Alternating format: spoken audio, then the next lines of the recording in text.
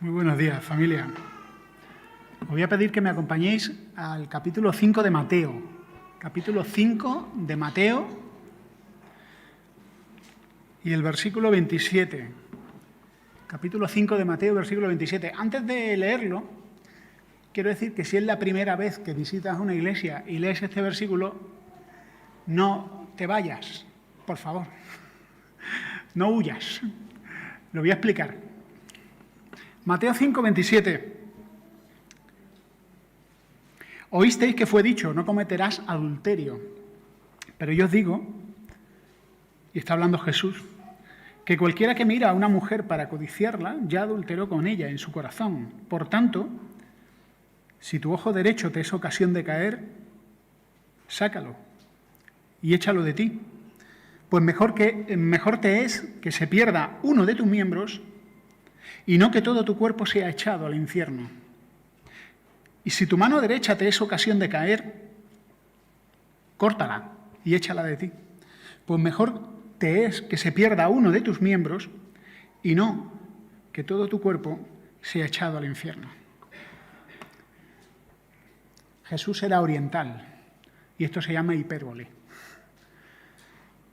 Yo, como soy andaluz, lo entiendo mejor que vosotros. A no ser que alguno sea andaluz. ¿Cuántas veces, mamás, habéis dicho a tu hijo, te he dicho 1.000 millones de veces que bajes la tapa del retrete? En realidad no lo dijiste 1.000 millones de veces, pero todos lo entendemos, ¿verdad? Y como esa utilizamos muchas expresiones parecidas, ¿no? Ese recurso literario, esa figura retórica que es una exageración para enfatizar algo. Claro, algunos podrían pensar, claro, esto está recomendando la mutilación corporal como una forma de superación espiritual. Obviamente no. Hay una película, yo que soy muy fan del cine fantástico y ciencia ficción, hay una película antigua en blanco y negro, se llama El hombre con rayos X en los ojos, lo cual define, es un buen título porque ya te ha explicado la película. Es un doctor que inventa unas gotas para los ojos que le permiten tener rayos X y operar a la gente, con lo cual la película empieza bien. El tío, conforme opera, pues ya va viendo más allá. La cosa es que descubre que también con su poder puede abrir cajas fuertes y hacer el mal. La cosa se desmadra y al final de la película el hombre atormentado entra en una iglesia donde, mira tú por dónde estás leyendo este versículo. ¿Y cómo acaba la película? Con el hombre diciendo, pues mira, si lo que me ha metido en lío son mis ojos, raca, extracción total. Se arranca los ojos, muy bonito, muy agradable, y una imagen para irte a dormir por la noche, felices sueños, hasta mañana. Se cuenta de Miguel de Servet que intentó cortarse una parte de su cuerpo que le metía en líos. Afortunadamente no lo consiguió. Lo que Jesús enseña es que nuestro problema no está limitado a un área de nuestro cuerpo. Es decir, si tienes problemas con mirar cosas que no debes, córtate los ojos. Si tienes problemas con vertir, córtate la lengua. Si tienes problemas con robar, córtate las manos. No, ese no es el problema, ni es el fin del problema. Lo que está enseñando aquí es que hay impedimentos, hay cosas que son un problema y que nos impiden acercarnos al Señor. Y que tenemos que cortar con esas cosas, cueste lo que cueste. Mirad, hay hermanos que llevan años estancados espiritualmente. Quizá tú seas uno de ellos. Tu vida espiritual se limita al domingo. No hay gozo, no hay comunión, no hay disfrute del Señor, no hay crecimiento, no hay intimidad con el Señor. Tu vida es una rutina y estás empezando a cansarte. Vives esclavizado con viejos pecados y ya empiezas a pensar que te estás cansando de confesar al Señor una y otra vez los mismos pecados, pero te niegas a abandonarlos.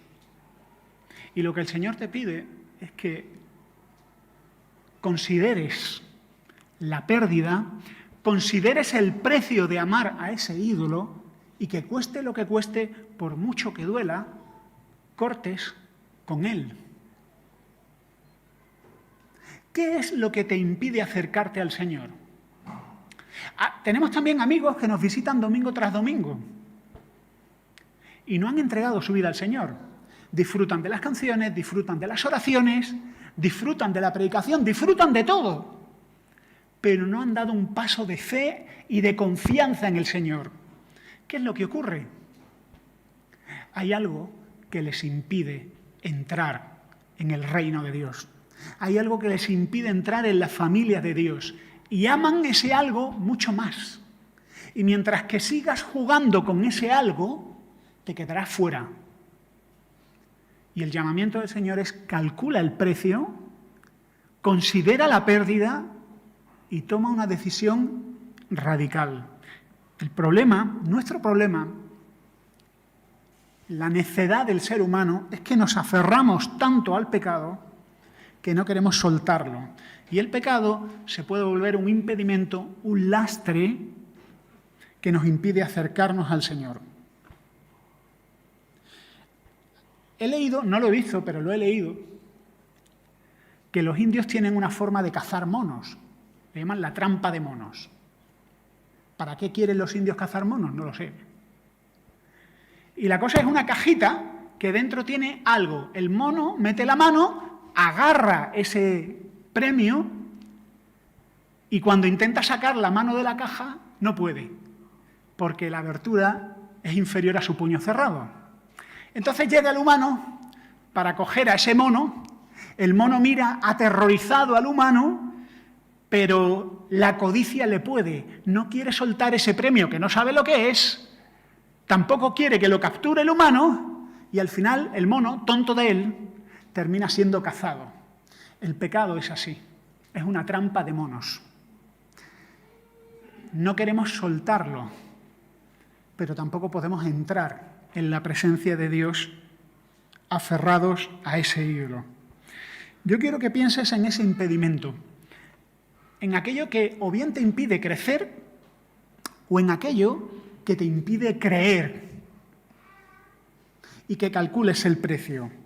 Piensa en algo que amas más que a Dios y que es un estorbo, una mochila de 100.000 kilos en tu vida espiritual, que te impide acercarte al Señor. Y no solo eso, sino que tú sabes que cortar con eso sería tremendamente doloroso, proporcionalmente doloroso al amor que le tienes. Puede ser una relación que te atrapa, puede ser algo, un objetivo, una meta, dinero, empleo, promoción, el miedo a perder algo. Son tantas cosas las que nos impiden acercarnos a Dios. Y yo quiero que esta mañana reflexiones en el precio. ¿Vale la pena? ¿Vale la pena lo que te vas a perder? El problema del pecado es como un parásito que se apodera de nosotros, se integra con nosotros, forma parte de nuestro corazón y cortar con él puede ser tan doloroso como cortarte la mano derecha o arrancarte el ojo derecho.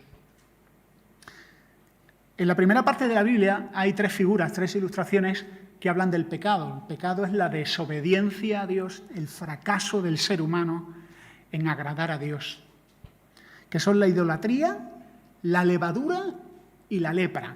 Y tú dirás, ¿qué tiene que ver? Lo voy a explicar. La idolatría es poner a un sustituto de Dios, a fabricarte tu propio Dios y servirle con todo el corazón, con toda la mente, con toda el alma y con todas las fuerzas. La idolatría es un falso Dios en el que tú has puesto tu salvación. En esta generación, para muchos es el amor romántico. Algunos piensan que el amor romántico les va a salvar. Les va a salvar de la tristeza y les va a salvar de la soledad. Y no es cierto. El amor romántico no te va a salvar. Por más películas románticas que lo afirmen, lo siento, películas, estáis equivocadas. El amor romántico no te va a salvar, no te va a quitar la tristeza. Para otros será otra cosa. La posición, el poder, el control, la capacidad de manipular emocionalmente a su familia. Cualquier cosa. Cada ídolo toma una forma diferente. La lepra era una enfermedad que te incapacitaba ceremonialmente para entrar en el templo y para participar de la adoración en la vida de Israel. La lepra también te apartaba de la sociedad. Un leproso era una persona excluida, privada de la vida social, solitaria, y es una figura de contaminación. Y luego está la levadura. La levadura, el Antiguo Testamento también la compara con el pecado. Durante la pandemia, algunos descubrimos la levadura y fabricamos nuestros propios panes y descubrimos lo interesante que es el fenómeno de la levadura, ¿verdad? Un pedacito de levadura tiene el potencial de contaminar toda una masa. Basta un poquito de levadura para que fermente toda la masa, como decía Jesús. Durante la Pascua los judíos comían panes sin levadura durante 6 días. Y las familias súper piadosas, súper religiosas, lo que hacían era que ponían la casa patas arriba y limpiaban a fondo. Una de las cosas que más miedo me da en la vida es mi madre limpiando a fondo, o cualquier mujer. Los hombres en ese sentido somos bastante dejados, pero cuando alguien dice, una mujer precisamente, voy a hacer limpieza a fondo, sal del país. Huye por tu vida. Limpieza a fondo. ¿A fondo? Soy un hombre superficial, por encima, basta. Pues las mujeres judías hacían limpieza a fondo. Y eso era sacarlo todo, limpiarlo y que no hubiera ni un átomo de levadura. Algunas mujeres judías piadosas jugaban con sus niños a un juego, que era esconder un pedacito de levadura en la casa y ponían a todos los niños, venga, niños, a buscar la levadura. Y conseguían, esas astutas mujeres, poner a sus niños a limpiar con el juego de buscar la levadura. La levadura es una figura del pecado. Un poco de pecado puede contaminar toda tu vida. Un poco de amargura puede contaminar toda tu existencia. Un poco de lujuria, un poco de impiedad, un poco de indiferencia de Dios puede arruinar tu vida espiritual. Así que no se trata de ser flexible con el pecado. Hay que ser tremendamente intolerante con el pecado, tremendamente estricto con el pecado. No podemos permitir que ninguna porción, por pequeña que sea, de pecado contamine nuestra vida. Y esta es la ilustración de la levadura. No podemos jugar con el pecado. A mí me resulta muy interesante que muchos creyentes tienen miedo del mundo espiritual, ¿no? Estoy seguro que si tu niño te dice, papá, mamá, me han invitado el vecino a jugar a un juego. ¿Y qué juego es, hijo mío? La Ouija. Y tú, cristiano evangélico, cuidado, la Ouija, y vamos a invocar a Satanás. Y te da un bahío, te da un mareo, y dices tú, pero yo no quiero abrir la puerta a nada de eso en mi vida.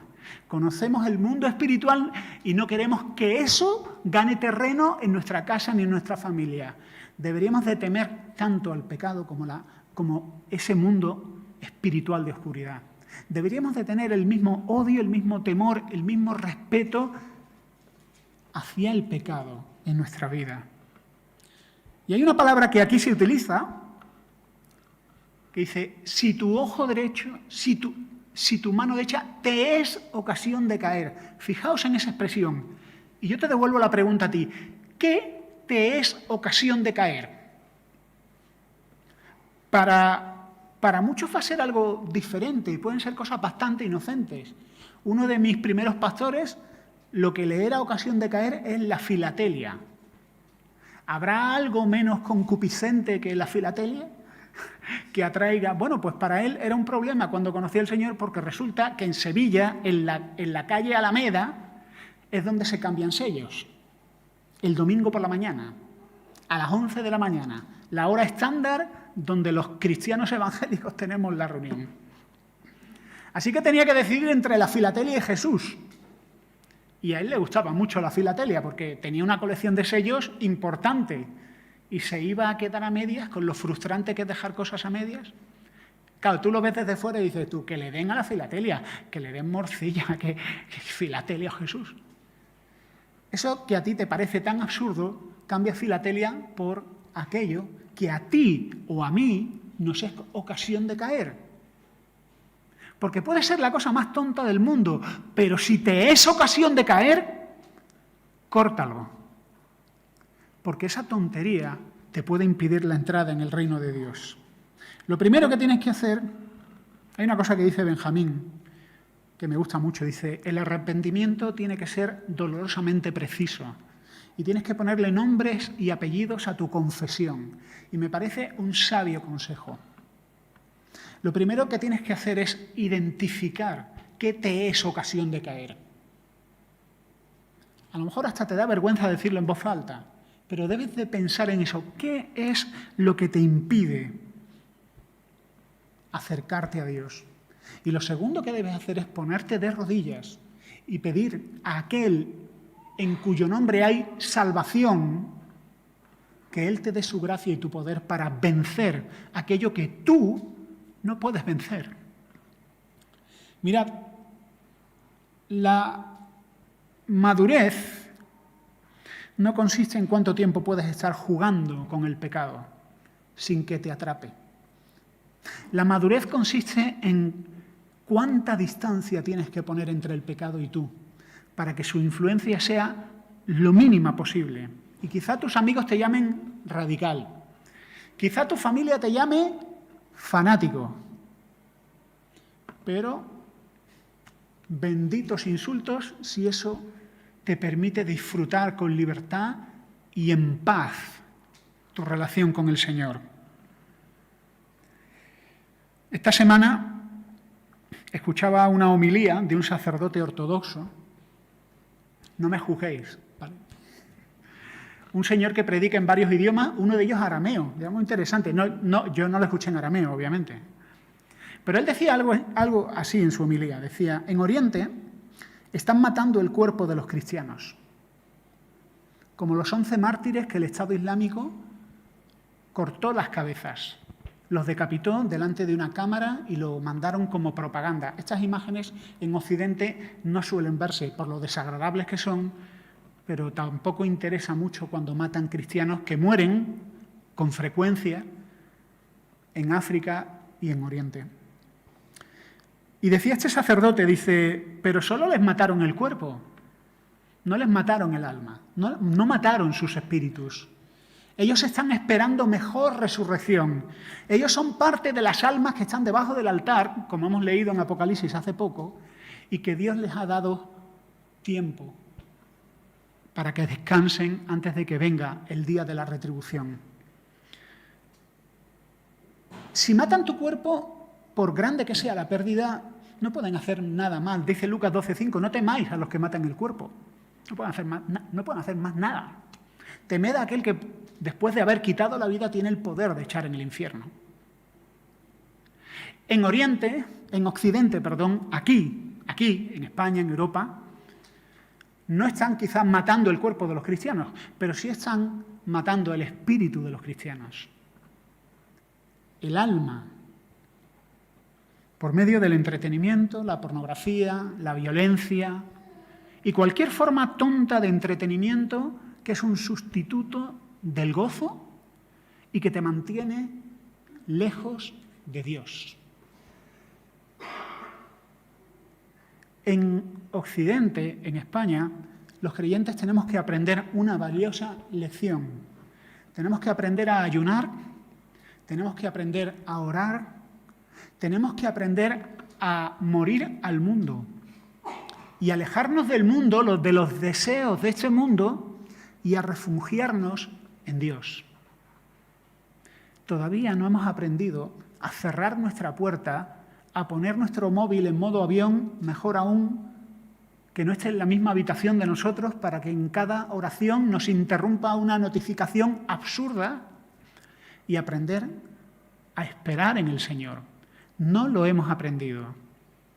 Orar es la gran asignatura pendiente del cristiano occidental. No podemos orar, no podemos concentrarnos. Tenemos que aprender a alimentarnos del maná escondido, de la palabra de Dios, rumiada, masticada y digerida con tiempo. Necesitamos aprender a estar solos. Necesitamos aprender a estar en silencio. Y estos dos elementos no forman parte de la vida del cristiano occidental, la soledad y el silencio. Tenemos que estar, algunos conspiracionistas dicen que el gobierno es las sombras, y yo creo que el único enemigo de nuestra alma es Satanás. Nos han acostumbrado a que estemos continuamente entretenidos con vídeos de 15 segundos, notificaciones continuas, y eso está matando tu alma. Tenemos que aprender a cambiar el entretenimiento por gozo. Hace unos días José Antonio me pregunta, Julio, ¿qué tal está tu gozo? Y yo pensé, qué buena pregunta. Así que empecé a responderle. Y me dijo, no, te pregunto por tu ojo, ¿qué tal está tu ojo? Y yo le dije, bueno, pues ora por mi oído, porque parece que tampoco está muy bien. Pero esto me da pie para una interesante e involuntaria lección espiritual. ¿Qué tal está tu gozo? Y ahora sí yo te lo pregunto con intención, y tú me has oído bien. ¿Qué tal está tu gozo? No digo si estás entretenido, si estás a gusto, si estás cómodo. ¿Qué tal está tu gozo? ¿Tienes el alma seca o tienes el alma llena del Señor? Solo vamos a sobrevivir como cristianos en esta generación mala, adúltera y perversa si aprendemos a refugiarnos en el Señor. Y es doloroso cortar con aquel pecado que se ha arraigado en nosotros. Hace años una querida hermana, que no está aquí hoy, así que no miréis a izquierda ni a derecha, me contó su testimonio. Yo la conozco de hace muchos años, pero yo no había oído su testimonio. Y creo que ejemplifica de forma clara lo importante que es cortar con el pecado, duela lo que duela. Esta hermana estaba infelizmente casada. Bueno, y está. Está casada con un hombre que le era infiel, pero que todas las noches iba a dormir a su cama, en su casa, porque no quería que le denunciaran por abandono de hogar y, por supuesto, porque no quería perder la magnífica vivienda que compartía con su abandonada esposa. Era una mujer profundamente infeliz porque su marido no la amaba. No solo no la amaba, su marido amaba a otra mujer. En medio de esta infelicidad, esta querida hermana encontró a otro hombre, un amante. Y ese hombre, a diferencia de su marido, era un buen hombre, era cariñoso, era detallista y la amaba. Así que los dos, el amante y ella, estaban profundamente enamorados. Pero un día nuestra querida hermana conoció a un tercer hombre. Un tercer hombre que la amaba más que su marido y que su amante. Jesús. Algunos suspiran con alivio. Todos los que habéis reído sois unos mal pensados. Bueno, la verdad es que os he puesto una trampa. Mea culpa. Esta hermana un día escuchó una predicación sobre la mujer samaritana. ¿Os acordáis? 5 maridos has tenido y el que ahora tienes no es tu marido. Pero aquí hay un hombre, que es Jesús, que le prometió a esa mujer samaritana satisfacción real. Lo que el amor humano no le había dado, lo que todos sus maridos, como dicen ahora, ¿no? Le llaman monogamia en serie, dicen los periodistas, ¿no? Esta mujer que era monógama en serie, lo que todos esos hombres no habían sido capaces de darle, aquí había un hombre, que es Dios hecho hombre, Emmanuel, Dios con nosotros, que iba a abrir una puerta al cielo, porque Él es la puerta, iba a ponerla en contacto con la fuente de agua viva, con la verdadera satisfacción. Esta mujer, que era seguramente una romántica empedernida, le dijo, no vas a encontrar la satisfacción ni la felicidad en el amor humano. Yo te voy a enseñar una forma de vivir, que aunque estés solterita, aunque estés sin ninguna relación, te voy a poner en contacto con Dios y vas a encontrar satisfacción, vas a dejar de buscar. Esta hermana, cuando escuchó aquella predicación, dijo, yo soy la mujer samaritana. Y con todo el dolor de su corazón, cortó con su amante. ¿Pensáis que fue fácil o que fue difícil cortar con aquel hombre tan bueno que la amaba tanto? Quizá en un sentido fue fácil, porque Jesús era incomparablemente mejor. Pero en otro sentido fue tremendamente difícil. Tan difícil como arrancarse el ojo derecho o cortarse la mano derecha. Pero ella hizo un cálculo. Es mucho más valioso lo que voy a perder por culpa de este hombre que lo que voy a ganar renunciando a aquello que me impide acercarme a Dios. Y esto es lo que dice el texto. Considera la pérdida.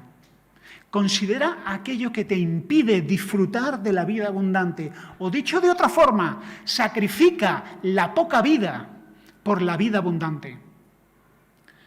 En el famoso libro de Luis, Cartas del Diablo a su sobrino, donde esto es literatura de ficción, pero con un contenido espiritual, donde un diablo experto asesora a un diablo más novato cómo alejar a un creyente de Dios, a un recién convertido de Dios. Y una de las cosas que le dice, este que tiene un nombre tan horroroso, Escrutopo, en la traducción al español, claro, le dice que no piense. Porque si este nuevo cristiano se pone a pensar, a meditar, a lo mejor abandona la tentación. Así que anímalo a tomar decisiones rápidas e irreflexivas. Y aquí Jesús nos está llamando a calcular el precio. Cuando pienso en esa mujer samaritana, recuerdo Cantares, que hoy lo ha citado bastante José Antonio. ¿Fue fácil o fue difícil para la mujer samaritana abandonar el amor romántico por un hombre que iba a abrirle las puertas del cielo? Dice Cantares 8:7, las muchas aguas no podrán apagar el amor, ni lo ahogarán los ríos. Si diese el hombre todos los bienes de su casa por este amor, de cierto lo menospreciarían. Y llegamos a una parte de nuestro texto, de la enseñanza de Jesús, que es incómoda y es poco popular, pero hoy más que nunca es necesario oír. Y es la realidad del infierno. No hablamos del infierno en un sentido metafórico o en un sentido abstracto. Hablamos del infierno en un sentido real. ¿Qué dice nuestro texto? Si tu mano derecha te es ocasión de pecar, córtala y échala de ti, pues mejor te es que se pierda uno de tus miembros y no que todo tu cuerpo sea echado al infierno. No podemos minimizar la realidad ni el peligro auténtico que representa el infierno.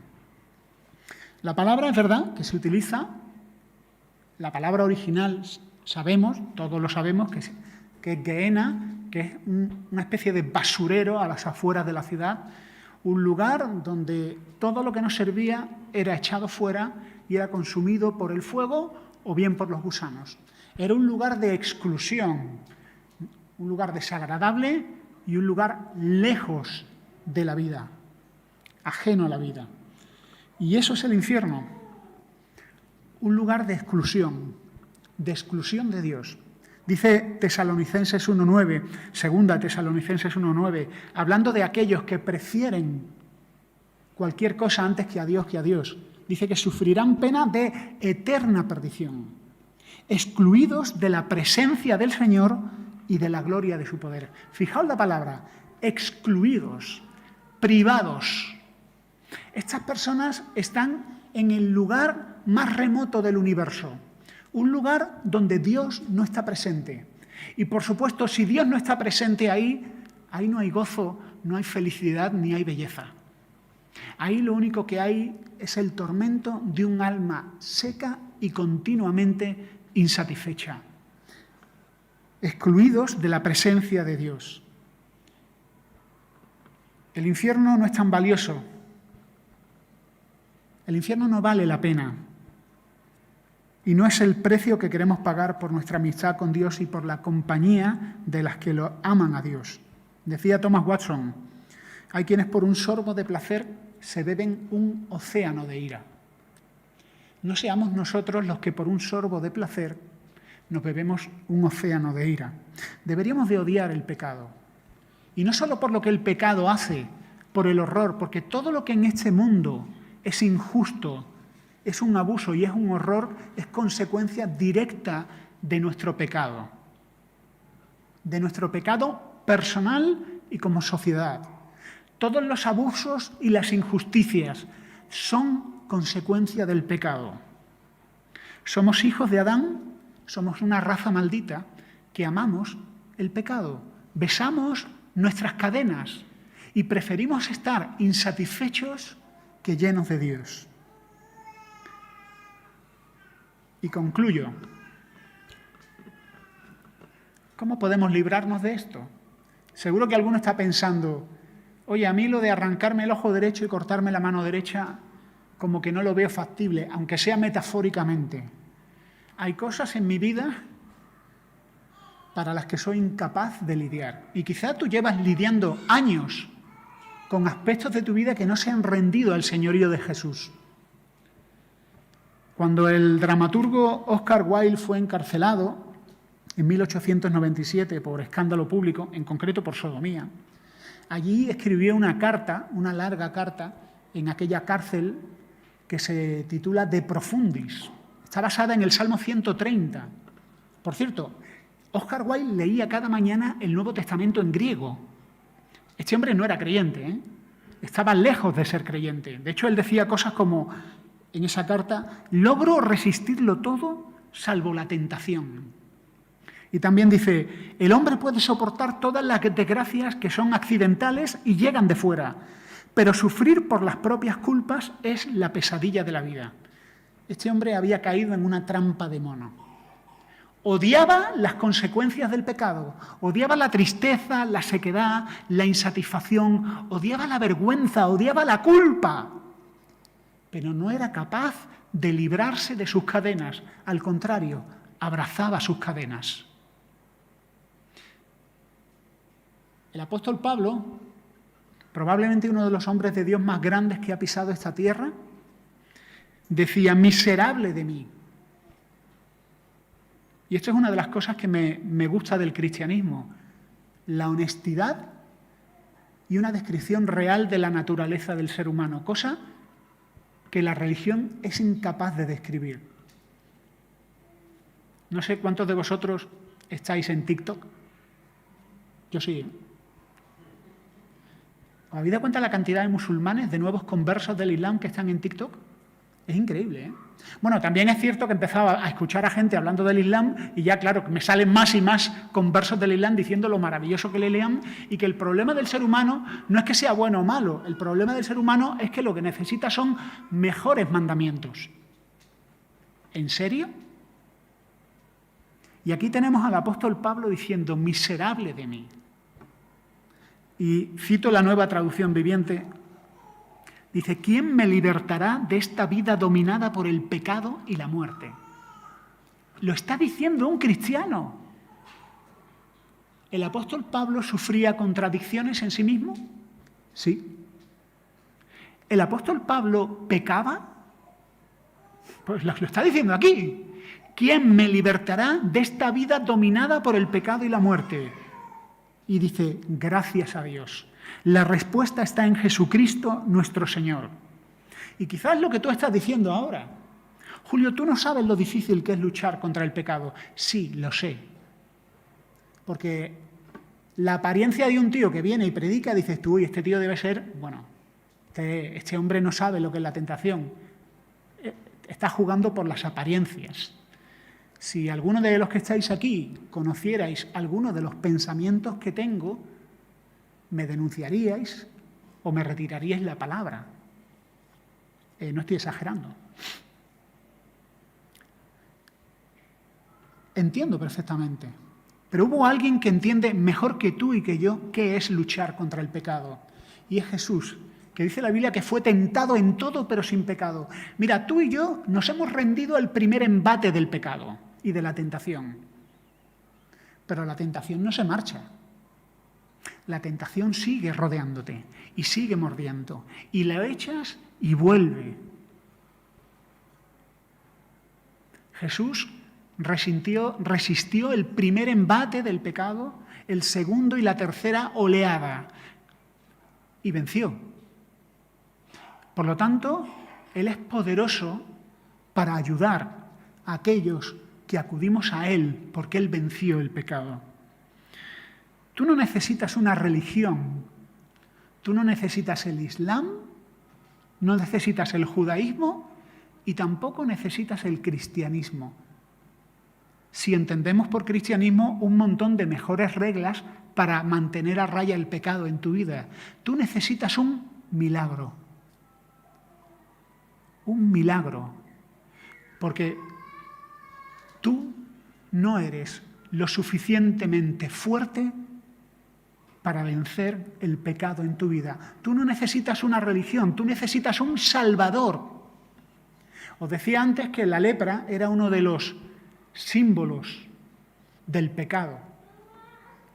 En una ocasión, un leproso se acercó a Jesús y le dijo, si quieres, puedes limpiarme. Es muy interesante, le dijo, si quieres, no le dijo, ¿podrías limpiarme? ¿Es muy difícil para ti? No, el leproso sabía perfectamente que Jesús podía limpiarle. Lo que no estaba seguro es si Jesús quería limpiarle. Así que le pregunta, si quieres, puedes limpiarme. Y Jesús le responde, quiero, sé limpio. Y tú necesitas lo mismo. Todos nosotros hemos sido ensuciados y vencidos por una naturaleza corrompida, mucho peor que la lepra. Es el pecado. Y se ha adueñado de nuestras emociones. Ha estropeado nuestra forma de pensar. Los casados tenemos una ventaja sobre los solteros, ¿sabéis qué es? Darnos cuenta de que no somos tan majos como pensábamos. Casarnos con una persona tan pecadora como nosotros y pensar, me equivoqué. Y no te equivocaste, te casaste con un pecador. Y esa persona quizás sea un reflejo de ti mismo, pero tú prefieres pensar que el problema es ella o él. No necesitamos una religión, ni más conocimiento, ni un conocimiento oculto. Necesitamos ese milagro de aquel que con una sola palabra sanó a un hombre leproso.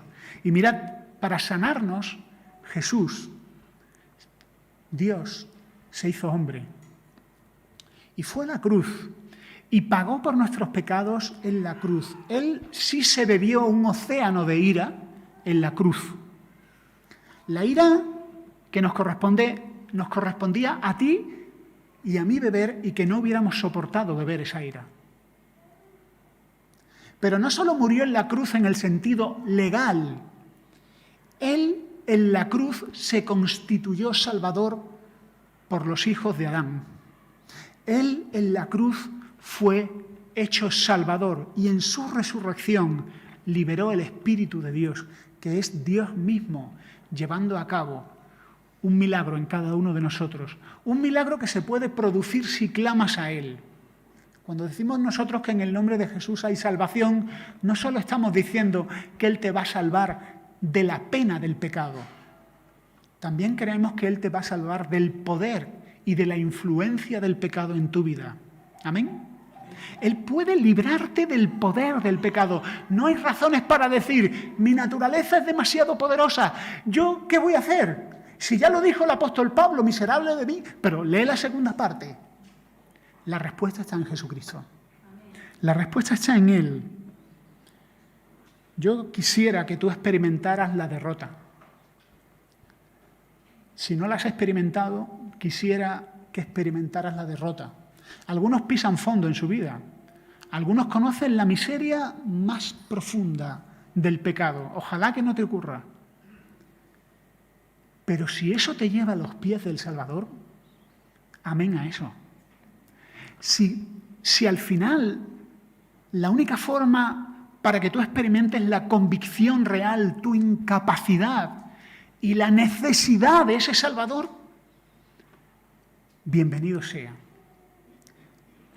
La pregunta número 5 del Catecismo de Heidelberg dice así: ¿qué 3 cosas necesito saber? Más o menos, lo estoy parafraseando, ¿no? Para experimentar el gozo. Lo primero, lo grande que son mis pecados. Lo segundo, la necesidad que tengo de un Salvador. Y lo tercero, la gratitud que le debo a Él por todo lo anterior. Y yo quisiera que tú hoy conocieras lo profundo que son tus pecados, lo malvado, lo dañino, lo peligroso, lo contaminante que es la levadura del pecado. La realidad que no queremos ver ni siquiera en las noticias. Los grandes vacíos de Dios que hay en tu vida y en la mía. Pero también el poder, la gloria, la omnipotencia de este perfecto Salvador, que es capaz de levantar de la muerte al más grande pecador y atraerlo hacia Él. Tú no puedes, Él sí puede, que Él te guíe. Oramos. Señor, te damos las gracias por tan perfecto Salvador. Señor, si hay una pequeña llama aquí hoy, si hay una pequeña luz en nuestras conciencias, Señor, avívala. Abre nuestros ojos, Señor, abre los ojos de nuestro corazón, de creyentes y de no creyentes, para que podamos comprender la longitud, la profundidad, la anchura, la altura, el amor de Cristo Jesús. Ayúdanos, Señor, también a comprender lo perverso que es el pecado y a ser sabios, Señor, a considerar, Señor, qué es lo que nos aleja de ti y alojarnos de Él y abrazarte a ti. Ven a nosotros, Señor Jesús. Ven a nosotros y reina. Ven a nosotros y sálvanos, Señor. Ven a nosotros y espéranos, porque vamos a ti. Que nada impida nuestro camino a ti, Padre, en el nombre de Jesús. Amén.